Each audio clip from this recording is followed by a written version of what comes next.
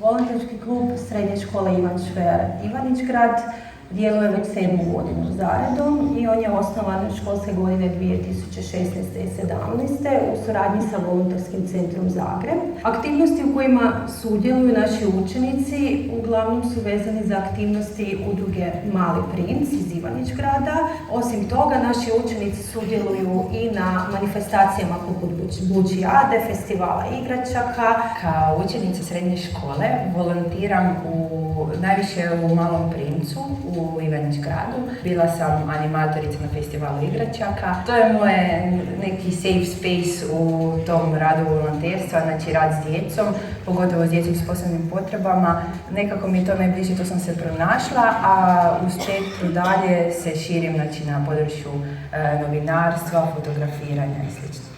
U školi smo opremili volonterski kutak. Taj kutak namijenjen je učenicima kako bi tamo mogli pružati drugim učenicima pomoć u učenju i opremili smo ga foteljama, taburejima, dosjedima kako bi njima taj boravak u školi bio još ugodniji.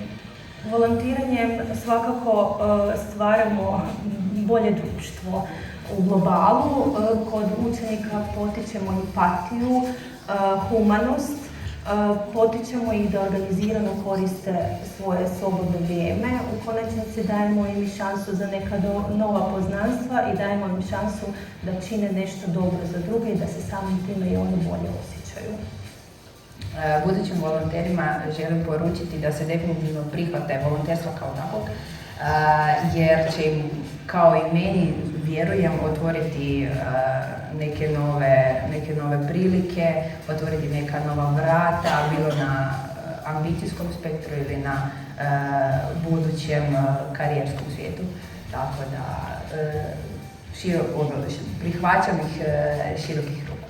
Pa ova nagrada općenito za mene, za našu školu i za naše učenike ima veliki značaj jer je to i potvrda da ono što radimo, da ono što ulažemo ima smisla i da se u konačnici taj humani rad i volonterizam cijeni i poštuje. Evo, ja bih od srca htjela zahvaliti udruzi Mali princ koja nas je predložila za ovu nagradu. To su naši suradnici s kojima uvijek lijepo surađujemo i ostvarujemo brojne kontakte. Isto tako zahvalila bi gradu koji je prepoznao važnost volontiranja i nagradio nas, a uz sve to velike zahvale idu našim učenicima bez kojih ova nagrada ne bi bila niti ostvarena.